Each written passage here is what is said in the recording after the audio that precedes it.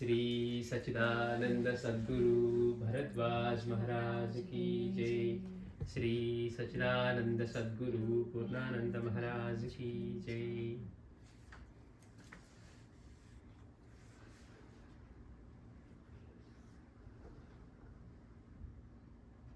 साईराम।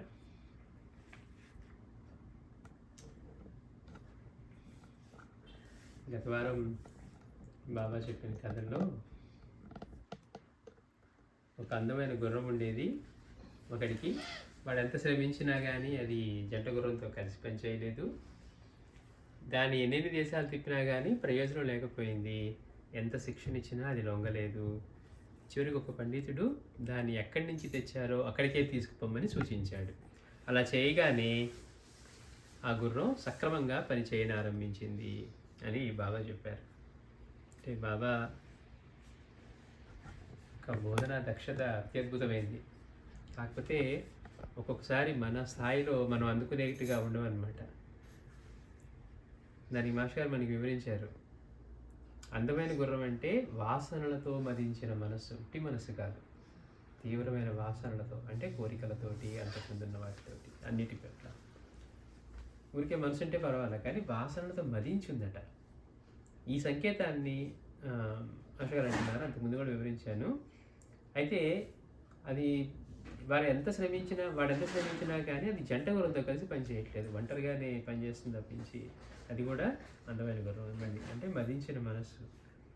జంట గుర్రం అంటే మంత్రం అని చెప్పవచ్చు, యోగ పరిభాషలో ప్రాణచరణం అని కూడా చెప్పవచ్చు. దానితో కలిసి మొదటి గుర్రం పనిచేయకపోవడం అంటే నిరంతర మంత్ర జపంలో లయించక పరిపరి విధాల పరుగులు పెట్టడం అన్నమాట. అంటే మనం మంత్రం చేస్తూ ఉన్నా కానీ మనం అనుకుంటాం కొంచెంసేపు నామం చేసుకుందాం, మంత్రం చేద్దామని.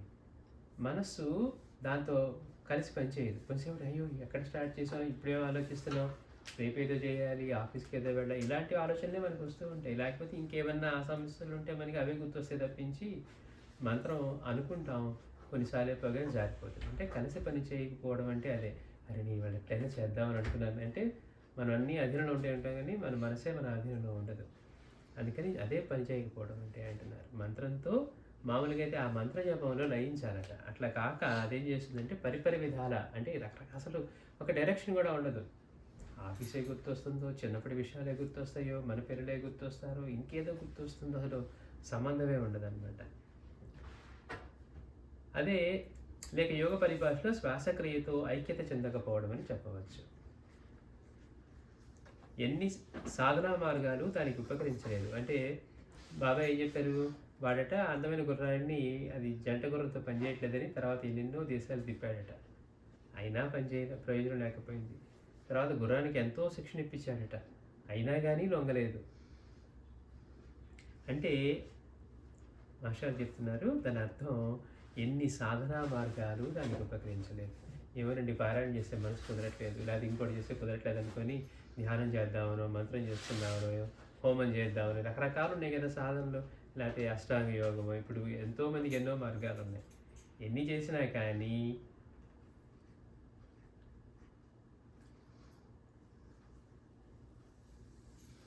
చేసినా కానీ మనకి మనసు లొంగనప్పుడు, మనకి పని చేయనప్పుడు ఇవన్నీ కూడా జారిపోతూ ఉన్నాయి, మనకి ప్రయోజనం లేకుండా పోతుంది. అది మాస్టర్ గారు చెప్తున్నారు. ఎన్ని సాధనా మార్గాలు దానికి ఉపయోగించలేదు. ఒక పండితుడు, అంటే భగవద్గీతలో చెప్పినట్లు జ్ఞాని, ఆయన ఏం చెప్పారట, ఆయన ఏం సూచన చేశారంటే మనస్సును, అంటే దాన్ని ఆయన ఏం చెప్పారంటే అది ఎక్కడి నుంచి వచ్చిందో దానికి అక్కడికే తీసుకోండి, అప్పుడు మాట వింటుంది అన్నారట. అంటే దాని అర్థం మనస్సును దాని పుట్టుక స్థానం మీద కేంద్రీకరించమని. అంటే అసలు ఈ ఆలోచన ఎక్కడి నుంచి వస్తుంది, నాకు ఎందుకు ఇలా అనిపిస్తుంది, మనం ఆలోచనకి కంగారు పడిపోతాం. అయ్యో ఇది అనవసరంగా వచ్చిందే, లేకపోతే నేను ధ్యానం చేద్దాం అనుకుంటుంది, ఇదేంటి పిచ్చి ఆలోచనలు వస్తున్నాయి, ఇంకోటి ఏదో వస్తుంది అనుకుంటాం. కానీ ఈ ఆలోచనలు ఎక్కడి నుంచి వస్తున్నాయో దాని మీద మనసుని కేంద్రీకరించమన్నారు. అవును, నేనంటే ఎవరు అయిపోతుంది మనసు. నేనంటే ఎవరు నాకు తెలియదు. చూడండి గమ్మత్తు, నేనంటే ఎవరు, అవును నాకు ఇవన్నీ ఎలా తెలుస్తున్నాయి, నాకు ఆకలి అవుతుందని ఎక్కడ తెలిస్తే నేను ఆకలి అంటున్నాను. నాకు ఒక తలంపు వస్తే దాన్ని మాట్లాడారంటే ఎక్కడి నుంచి మాట్లాడుతున్నాను, ఇట్లా ప్రతి ఒక్కటి కూడా దేన్ని ఆధారం చేసుకొని ఇవంతా పనిచేస్తుంది. అంటే దాని మీదకి అంటే ఈ ఎక్కడి నుంచి ఆలోచన పుడుతోందో, మనసు ఎక్కడ వ్యక్తమవుతోందో అక్కడ దాని స్థానానికి తీసుకెళ్ళమన్నారట. మనసు అనేది ఏది, అది ఎక్కడ ఉదయిస్తుంది. ఇప్పుడు మాస్టర్ గారు ఏమంటున్నారు, మనకి ఆలోచనలు లేకుండా ఉండడం అంటే ఎంత కష్టమో ఆయనకి ఆలోచన తెచ్చుకోవడం అంత కష్టం అన్నారు. అంటే స్వామీజీ కూడా అదే చెప్పారు. ఎప్పుడున్నా మనసు ఎలా ఉంటుంది అంటే అసలు అది ప్లెయిన్గా ఉంటుందంట. ఏదన్నా తెచ్చుకోవాలన్నప్పుడు చూసినప్పుడు వాళ్ళు ఆలోచన చేస్తేనే వస్తుంది ఆలోచన. అంటే అసలు అలాంటి మనసు ఎలా ఉంటుంది చూడండి. అదే దుఃఖం లేకపోవడం అంటే, మనసు లయించి ఉండటం. అందుకని భగవాన్ కూడా అదే చెప్పారు. ఏమని, ఇవన్నీ ఎక్కడి నుంచి వస్తున్నాయో, భగవాన్ తపస్సు అంటే ఏంటి అని కావ్యకంఠ గణపతిని అడిగారు. భగవాన్ అడిగితే అప్పుడు చెప్పారంటే మనం ఏం చేస్తున్నాం, తపస్సు అంటే కూర్చొని కళ్ళు మూసుకొని మంత్రం చేయడం ఏదో అనుకుంటున్నాం. భగవాన్ ఒక్క మాట ఏం చెప్పారంటే, అలా ఎవరికి అనిపిస్తుందో అది ఎక్కడి నుంచి వస్తుందో ఆలోచించమన్నారు. అట్లాగా ఈ మనసు అనేది ఏది, అది ఎక్కడ ఉదయిస్తుందని పరిశీలించడం. అలా చేస్తే మనసు లయిస్తుందని భగవాన్ రమణ మహర్షి కూడా చెప్పారు. అంటే మనసు అసలు ఇది ఎక్కడి నుంచి వస్తుంది ఈ ఆలోచన అనేది, మనసు అంటే ఎక్కడి నుంచి వ్యక్తం అవుతుందని, అట్లా దాని మీద కేంద్రీకరించమన్నారు. అట్టి సాధనలో స్థిరపడటమే గుర్రం లొంగి పనిచేయడం అంటే. మనసు లొంగితే ప్రాణం కూడా లొంగుతుంది. అంటే ఈ చరణం, ప్రాణచరణం కూడా, మన బ్రీతింగ్ ఇవన్నీ మనకు తెలియవు, అసలు ఎలా జరిగిపోతుంది కాబట్టి దాని గురించి పట్టించుకో. కానీ మనలోనే రకరకాల భావాలు, భావోద్వేగాలు మనం వ్యక్తమవుతున్నప్పుడు మన ప్రాణచరణం కూడా దానికి తగ్గట్టుగానే ఉంటుంది. ధ్యానం చేసుకున్నాం, పల్స్ ఎలా ఉంటుంది, ఎంతో ప్రశాంతంగా ఉంటుంది. లేదు మాట్లాడుతూ ఉన్నాం, కోపంతో మాట్లాడుతూ ఉన్నాం, ఇంకేదో ఎమోషన్ వ్యక్తం అవుతుంది, అప్పుడు మళ్ళీ దానికి తగ్గట్టుగానే పనిచేస్తుంది తప్పించి. అంటే ఇట్లా ఎప్పుడైతే మనసు మీద మనం కేంద్రీకరించి అది ఎక్కడి నుంచి వస్తుందని మనం ప్రయత్నం చేస్తామో అప్పుడు ఇది కూడా లొంగుతుంది అంటారు. కారణం ఆ రెండింటికి మూలం ఒక్కటే. అంటే ఉత్తమాధికారికి మనస్సు స్వస్థం కావడం వల్ల ప్రాణచలనం దానికే, అదే ప్రాణాయామాదులు అవసరం లేకనే కేవలం కుంభకాన్ని పొందుతుంది. అంటే అప్పుడు వాటి యజమాని పని నెరవేరుతుంది అంటున్నారు. ఇప్పుడు మనం పారాయణ చేసుకుంటూ ఉంటాం, వేరే సాధనలు ఏవి లేకుండానే మనసు మనకి ప్రశాంతం అవుతుంటుంది. బీట్ తగ్గుతూ ఉంటుంది, పల్స్ ఎలా ఉంటుంది, ప్లెజెంట్గా ఉంటుంది మనకి. అంటే యాజిటేటెడ్గా ఉండదు, మనం ఏదో ఇబ్బందికరంగా ఉన్నప్పుడు, కోపంతో ఉన్నప్పుడు వ్యక్తమైనట్టుగా ఉండదు. మనం ప్రశాంతంగా మనం కూర్చుంటే మనకి తెలియకుండానే మనం ఇవన్నీ జరుగుతూ ఉన్నాయి. అందుకే మాస్టర్ గారు అంటున్నారు, మనం మామూలుగా ఏం చేస్తారు, చాలామంది ధ్యానాలు నేర్చుకొని ఈ కుంభకం ఇవన్నీ అంటే ప్రాణచలనాన్ని ఆపటం, కొద్ది క్షణాలు ఆపి మళ్ళీ వదలటం, ఇవన్నీ ఉంటాయి. అవి గురువు దగ్గరే నేర్చుకొని చేయాలి, లేకపోతే ఉపాధి జరిగినట్లే జరుగుతుంది అనమాట. పొరపాటున ఆవిడ ఈయనకేదో అయిందని చెప్పి నీళ్లు పోస్తే శ్వాస జరగడమే ఇబ్బందికరం అయిపోయింది ఆయనకి. ఎంతమంది తిరిగి మళ్ళీ సాయినాథుడి దగ్గరికి తప్పని పరిస్థితిలో వచ్చిన తర్వాత కేవలం సాయి సన్నిధిలోనే అతనికి స్వస్థత చేకూరింది. అందుకని ఇవన్నీ కూడా నేర్చుకుని చేయాలి. కానీ మనకి ఈ పారాయణలోనే, అందుకే మాస్టర్ ఒకటే అంటారు, ఏ సాధనకైనా చరమ లక్ష్యం ఏంటి అంటే మనసు ప్రశాంతం అవటం, మనసు నశించటం, లేకపోతే మనసు లయం అవటం. అలా కాకుండా మనకి అదేంటండి గుళ్ళో సంకల్పం అంటే ఇంత లిస్టు చదువుతారు కదా, అది కావాలి ఇది కావాలి, అది సిద్ధించాలి. కానీ నిజానికి మనకి ఏ సాధన చేసినా, తపస్సు చేసినా, వ్రతాలు చేసినా, పూజలు చేసినా, పారాయణ చేసినా, నామజపం చేసినా, ధ్యానం చేసినా జరగాల్సింది ఏంటంటే మనసు ప్రశాంతం అవటం. ఆ మనసు లేకుండా ఉండే స్థితికి వచ్చింది అంటే మనం మోక్షాన్ని పొందినట్టు అనమాట. అంటే ఈ దుఃఖ విముక్తి నుంచి మనసు ఉంటేనే కదా మనకి దుఃఖ విముక్తి ఎన్ని కలిగింది. అది మనం గత వారం బాబా చెప్పిన కథకి మాస్టర్ అత్యద్భుతమైన వివరణ ఇచ్చారు. అంటే ఇది మన సాధన ఎలా జరుగుతుంది, మనం దేని మీద కేంద్రీకరించాలి. తర్వాత 16/11 అంటే 16వ తారీఖు నవంబర్ 1910 బాబా ఒక కథ చెప్పారట. నేను ఒకప్పుడు ఫకీర్తో ఉన్నాను, బాబా చెప్తున్నారు. బాబా ఒకప్పుడు ఒక ఫకీర్తో ఉన్నారట. అతడు భోజన ప్రియుడు. ఎవరు? ఆ ఫకీరు. ఒకరోజు నన్ను ఆయనను ఎవరో విందుకు ఆహ్వానించారు. బాబాని, ఆ ఫకీర్ని ఎవరో విందుకు ఆహ్వానించారట. ఫకీరు భార్య నాకు ఒక కుండనిచ్చి అందులో రుచికరములైన వంటకాలను తీసుకురమ్మని. బాబా ఏ ఫకీర్తో ఉంటున్నారో ఆ ఫకీర్కి ఆయన భార్య అందట ఒక కొండ ఇచ్చిందంట. మీరు ఎట్లాగో ఎవరో విందుకి వెళ్తున్నారు, ఎవరో ఆహ్వానించారు కదా, వచ్చేటప్పుడు ఆ రుచికరమైన వంటకాలు అందులో వేసుకొని తీసుకురమ్మన్నారట. విందులో అతిగా ఆరగించి భుక్తాయాసంతో ఫకీర్ అక్కడే నిద్రపోయాడు.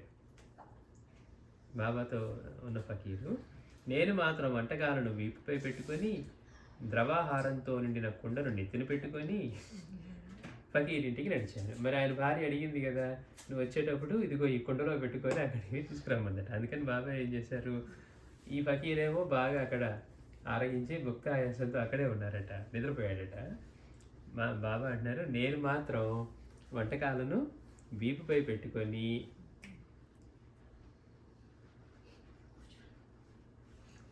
ద్రవాహారంతో నిండిన కుండను నెత్తిన పెట్టుకొని ఫకీర్ ఇంటికి నడిచాను. మధ్యలో దారి తప్పి మాలపల్లిలో కొంచెం సేపు విశ్రమించాను. మధ్యలో బాబా దారి తప్పారట. దారి తప్పి ఒక మాలపల్లెలో కొంచెం సేపు విశ్రమించాను. అక్కడ కుక్కలు మరగడం వలన బయలుదేరి వెళ్ళి వంటకాలను ఫకీర్ భార్యకి ఇచ్చాను.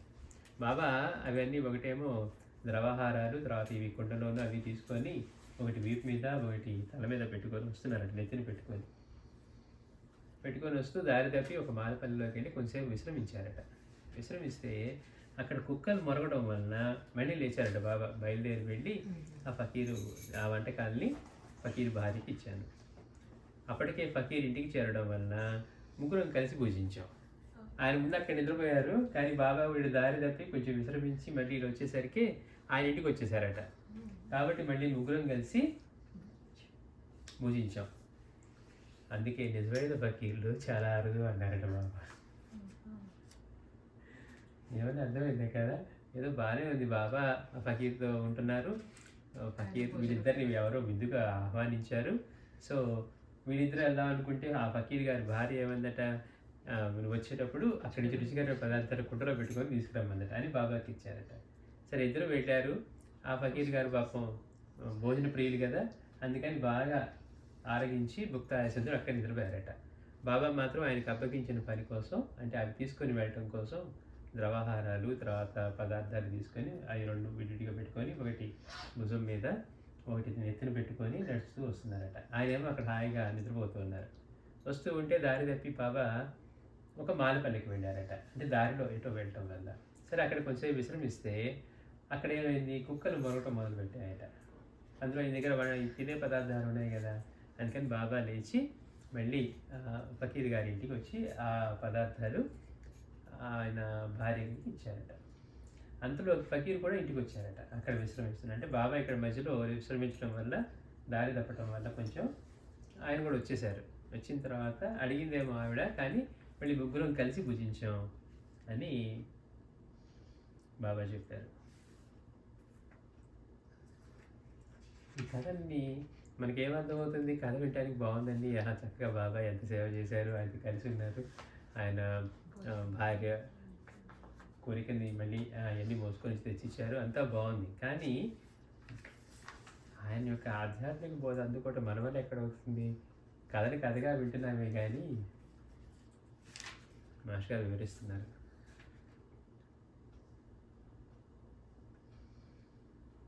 సర్వమతాల్లోనూ సర్వసంగ పరిత్యాగి అయిన సాధకుడు తన గురువు నేర్పిన సాధన చేసుకుంటూ ఏ స్థలం పట్ల మమకారం ఏర్పడకుండా అక్కడి జనంతో పరిచయం పెరిగి సాధనకు, వైరాగ్యానికి అంతరాయాలు ఏర్పడకుండా చూసుకోవడానికి దేశ సంచారి అయి జీవించాలి.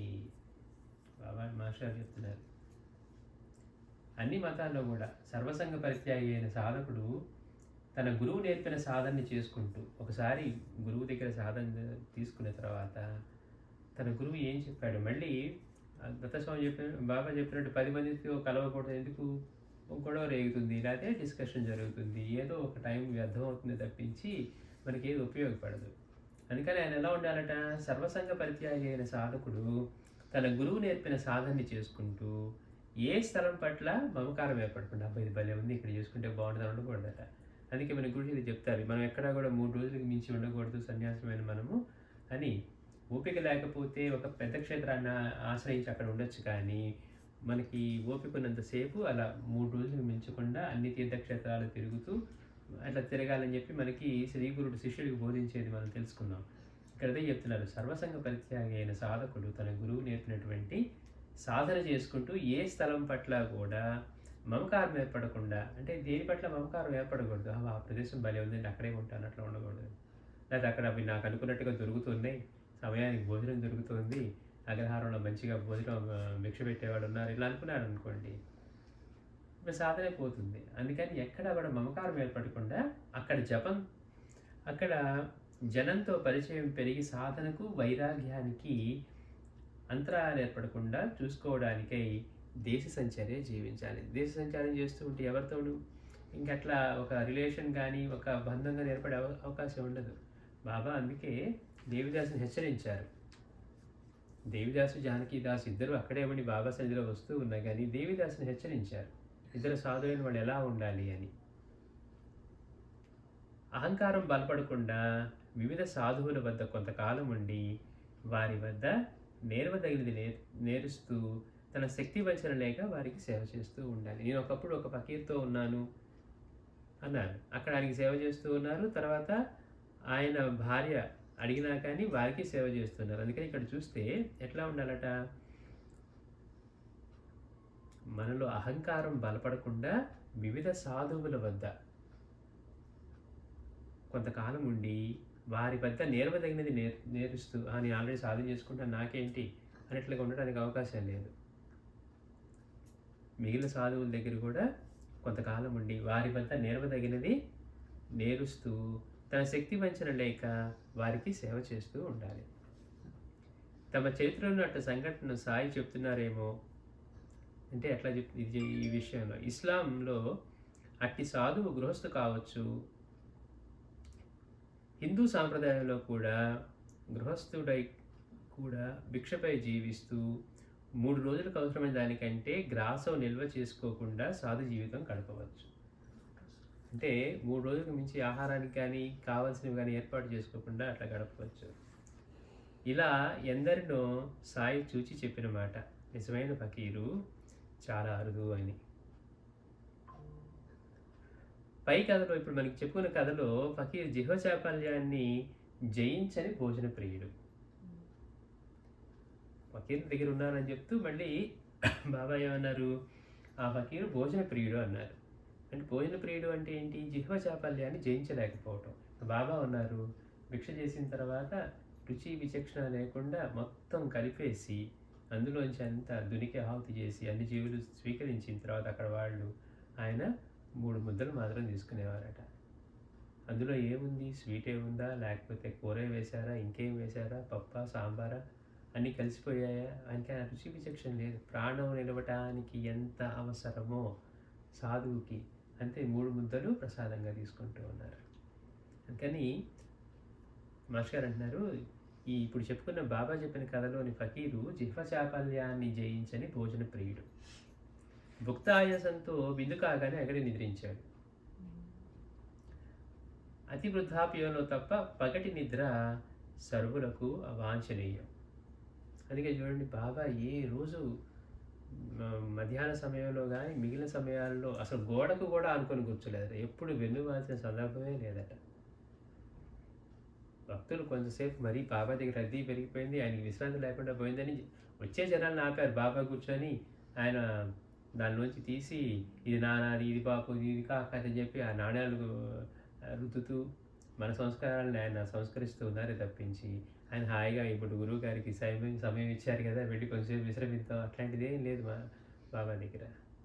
అంటే చూడండి, మాస్టర్ అంటే అసలు వెన్నే వాల్చలేదట. కనీసం గోడకి ఆనుకొని కూర్చున్నా కానీ మళ్ళీ దానికి దూరంలో ఉండేదట. అంత సమయం అట్లా కూర్చొని ఉన్నా కానీ. అంటే నిజమైన ఫకీర్ ఎలా ఉంటాడు అంటే,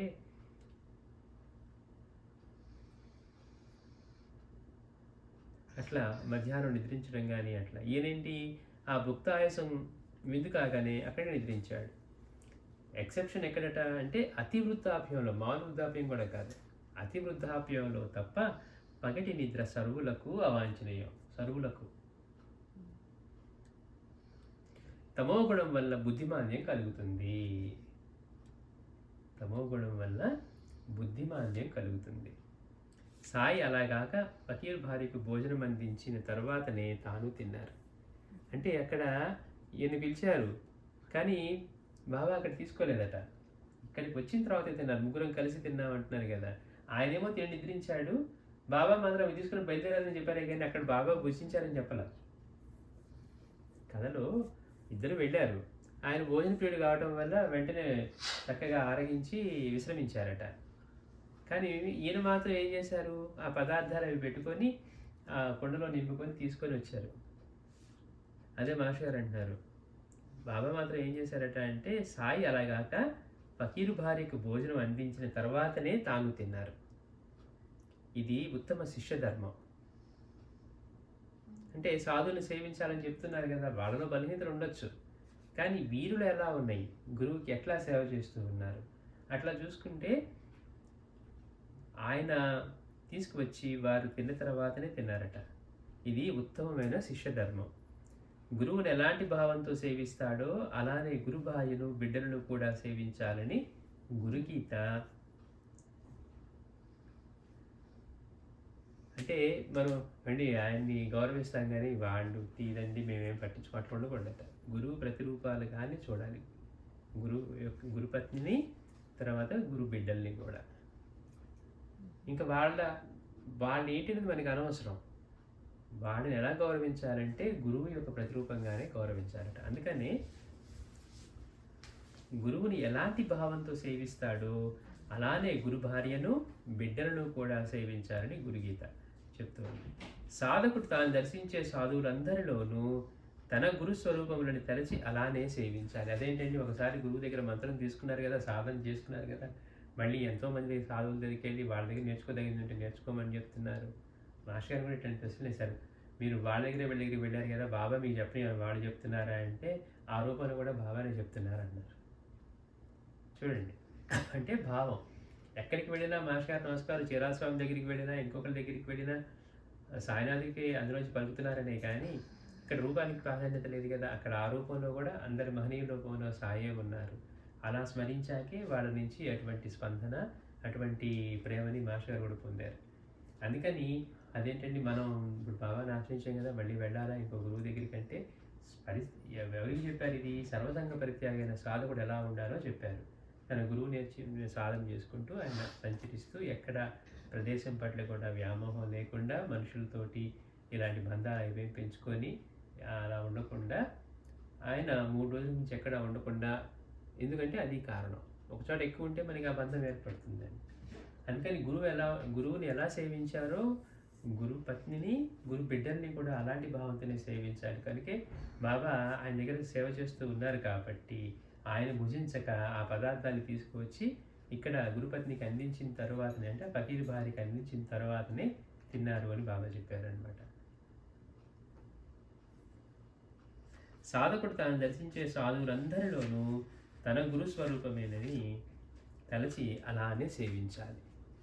మా గురువుగారు గొప్పారండి, ఈయన చిన్న సాధకుడు, అది చిన్న గురువు అంటానికి లేదట. ఈ రూపంలో కూడా ఆయనే ఉన్నారు. శ్రీగురుడు అదే చెప్తారు కదా, నువ్వు నాకు ఆయన ఏం నేర్పట్టది, నేను వదిలేసి వచ్చానంటే అక్కడ ఉన్నది కూడా నేనే అని తెలుసుకో అంటారు.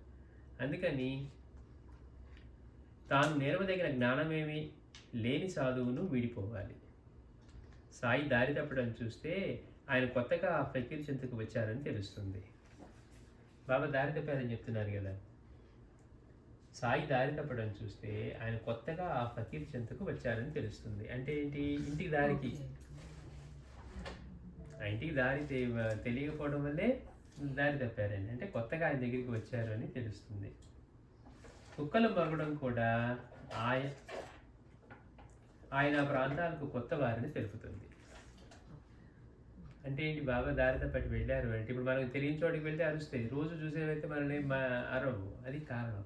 అందుకని కుక్కలు ఉండటం కూడా ఆయా ప్రాంతాలకు కొత్త వారిని తెలుపుతుంది.